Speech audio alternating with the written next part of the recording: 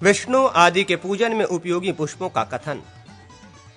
अग्निदेव कहते हैं, वशिष्ठ, पुष्पों से पूजन करने पर भगवान श्रीहरि संपूर्ण कार्यों में सिद्धि प्रदान करते हैं। मालती, मल्लिका, युथिका, गुलाब, कनेर, पावंती, अतिमुक्तक, कर्णिकार, कुरंटक, कुब्जक, तगर, नीफ, कदंब, बाण, वन मल्लिका, अशोक, तिलक, कुंद और तमाल इनके पुष्प पूजा के लिए उपयोगी माने गए हैं। बिल्वपत्र, शमीपत्र, भृंगराज के पत्र, तुलसी, कृष्ण तुलसी तथा वासक, अडूसा के पत्र पूजन में ग्राह्य माने गए हैं।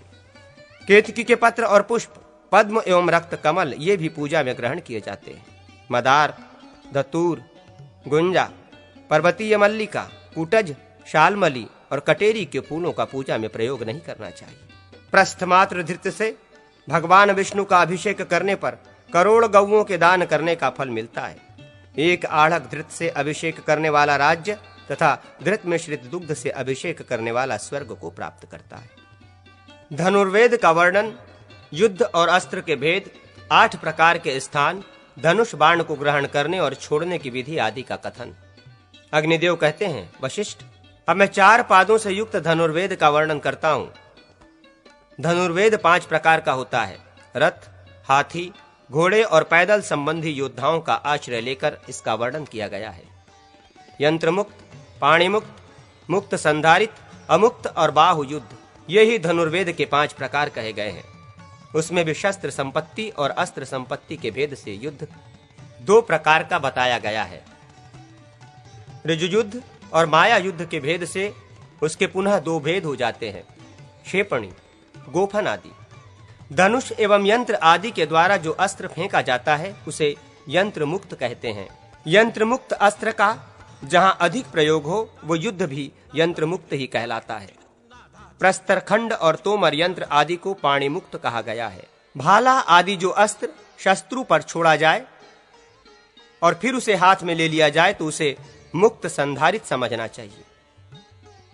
खड्ग, तलवार आदि को अमुक्त कहते हैं और जिसमें अस्त्र शस्त्रों का प्रयोग न करके मल्लों की भांति लड़ा जाए उस युद्ध को नियुद्ध या बाहु युद्ध कहते हैं। युद्ध की इच्छा रखने वाला पुरुष श्रम को जीते और योग्य पात्रों का संग्रह करे। जिनमें धनुष बाण का प्रयोग हो वे युद्ध श्रेष्ठ कहे गए हैं। जिनमें भालों की मार हो वे मध्यम कोटि के हैं। जिनमें खड्गों से प्रहार किया जाए वे निम्न श्रेणी के युद्ध हैं और बाहु युद्ध सबसे निकृष्ट कोटि के अंतर्गत है। धनुर्वेद में क्षत्रिय और वैश्य इन 2 वर्णों का भी गुरु ब्राह्मण ही बताया गया है।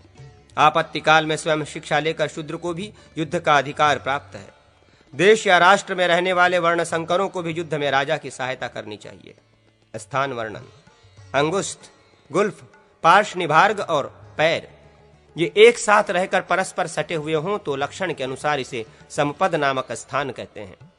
दोनों पैर बाह्य अंगुलियों के बल पर स्थित हो, दोनों घुटने स्तब्ध हो तथा दोनों पैर के बीच का फासला 3 बित्ता हो तो ये वैशाख नामक स्थान कहलाता है।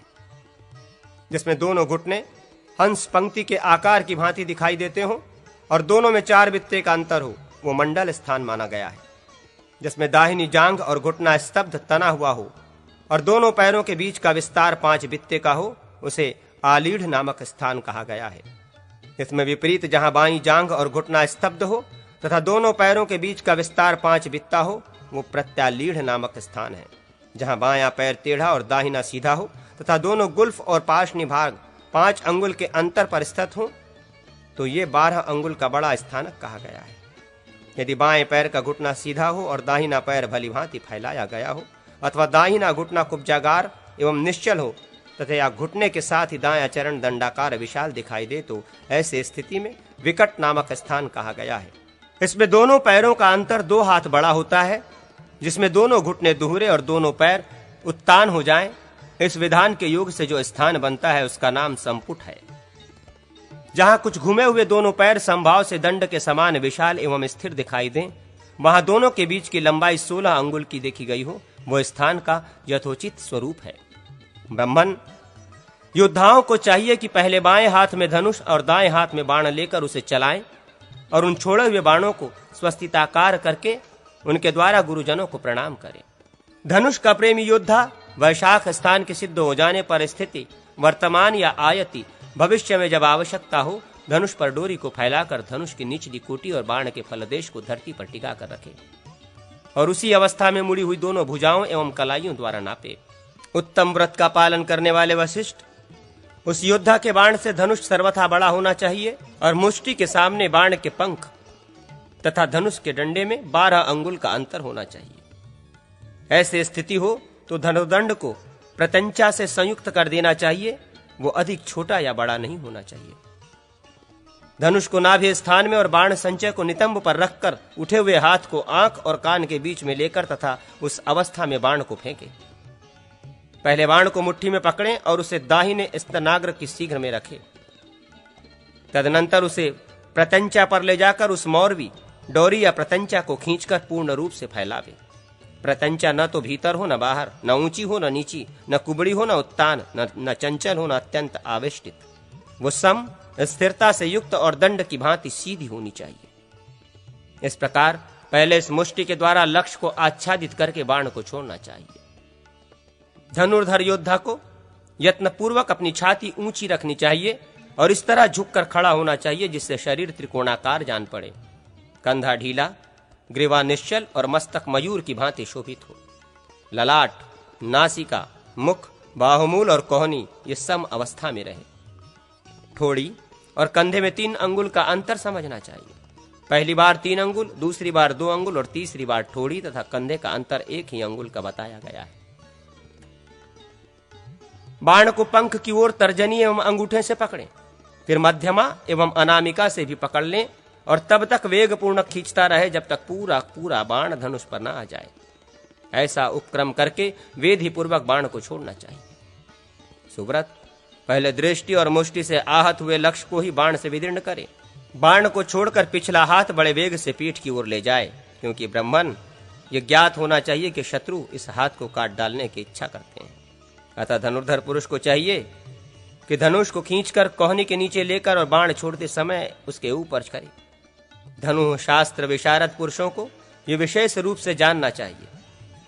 कोहनी का आंखों से सटाना मध्यम श्रेणी का बचाव है और शत्रु के लक्ष्य से दूर रखना उत्तम है। उत्तम श्रेणी का बाण 12 मुष्टियों के माप का होना चाहिए। 11 मुष्टियों का मध्यम और 10 मुष्टियों का कनिष्ठ माना गया है। धनुष 4 हाथ लंबा हो तो उत्तम, 3.5 हाथ का हो तो मध्यम और 3 हाथ का हो तो कनिष्ठ कहा गया है। पैदल योद्धा के लिए सदा 3 हाथ के ही धनुष को ग्रहण करने का विधान है।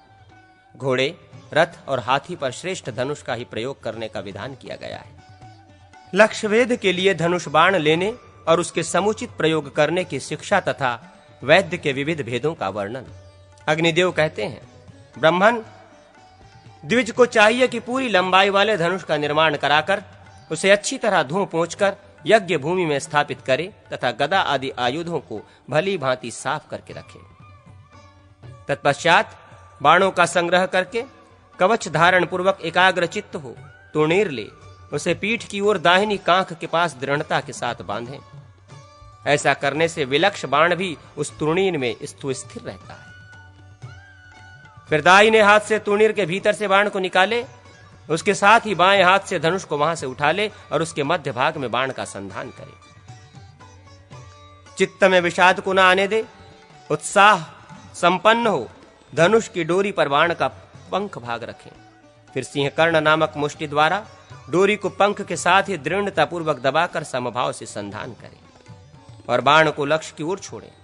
यदि बाएं हाथ से बाण को चलाना हो तो बाएं हाथ से बाण लें और दाहिने हाथ से धनुष की मुट्ठी पकड़े। फिर प्रत्यंचा पर बाण को इस तरह रखे कि खींचने पर उसका फल या पंख बाएं कान के समीप आ जाए। उस समय बाण को बाएं हाथ की तर्जनी और अंगुष्ठ के अतिरिक्त मध्यमा अंगुली से भी धारण किए रहे। बाण चलाने की विधि को जानने वाला पुरुष उपर्युक्त मुष्टि के द्वारा धनुष को दृढ़ता पूर्वक पकड़कर मन को दृष्टि के साथ ही लक्ष्यगत करके बाण को शरीर के दाहिने भाग की ओर रखते हुए लक्ष्य की ओर छोड़े। धनुष का दंड इतना बड़ा हो कि भूमि पर खड़ा करने पर उसकी ऊंचाई ललाट तक आ जाए। उस पर लक्ष्य वेध के लिए 16 अंगुल लंबे चंद्रक बाण विशेष का संधान करें और उसे भली भांति खींचकर लक्ष्य पर प्रहार करें।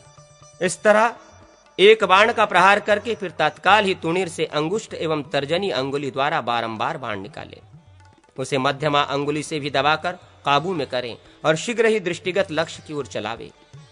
चारों ओर तथा दक्षिण और लक्ष्य वेध का क्रम जारी रखे। योद्धा पहले से ही चारों ओर बाण मारकर सब ओर के लक्ष्य को वेधने का अभ्यास करे। तदनंतर वो तीक्ष्ण, परावृत, गत, निम्न, उन्नत तथा क्षिप्र वेध का अभ्यास बढ़ावे। वैद्य लक्ष्य करके ये जो प्रयुक्त स्थान है, इनमें सत्व, बल एवं धैर्य का पुट देते हुए विचित्र एवं दुस्तर रीति से सैकड़ों बार हाथ से बाणों के निकालने एवं छोड़ने की क्रिया द्वारा धनुष का तर्जन करे, उस पर टंकार करे। विप्रवर, उक्त वैद्य के अनेक भेद हैं। पहले तो दृढ़, दुष्कर तथा चित्र दुष्कर, ये वैद्य के 3 भेद हैं।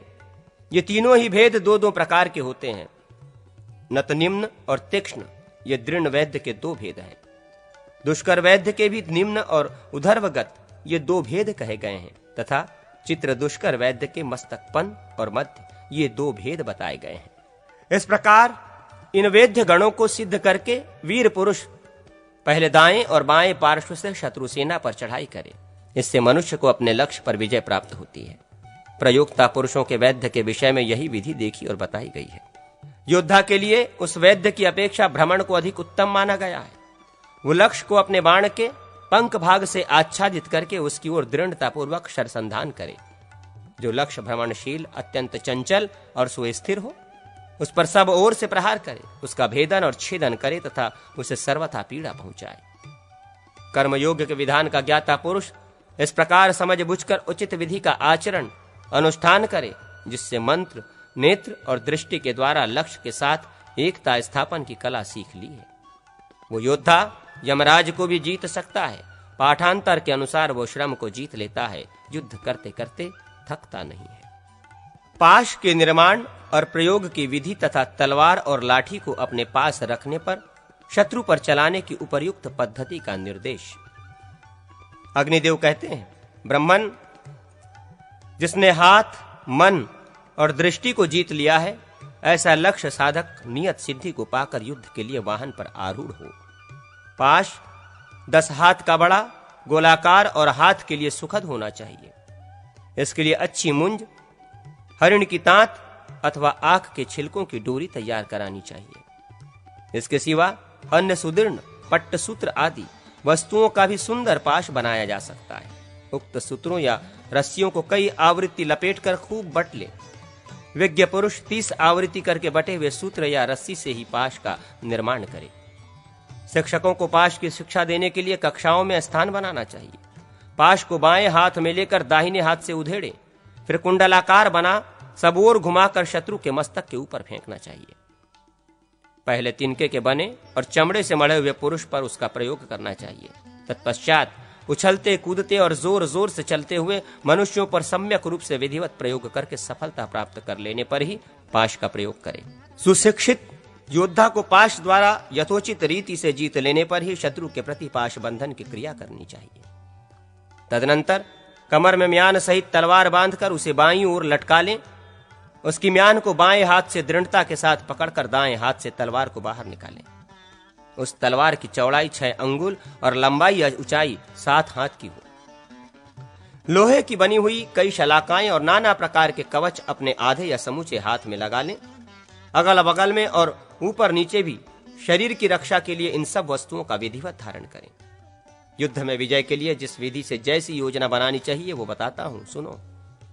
तुर्नेर में चमड़े से मढ़ी हुई एक नई और मजबूत लाठी अपने पास रख लें। उस लाठी को दाहिने हाथ की उंगलियों से उठाकर वो जिसके ऊपर जोर से आघात करेगा वो शत्रु का अवश्य नाश हो जाएगा। इस क्रिया में सिद्धि मिलने पर वो दोनों हाथों से लाठी को शत्रु के ऊपर गिरावे। उससे अनायास ही वो उसका वध कर सकता है। इस तरह युद्ध में सिद्धि की बात बताई गई। रणभूमि में भलीभांति संचरण के लिए अपने वाहनों से श्रम कराते रहना चाहिए। ये बात तुम्हें पहले बताई गई है। तलवार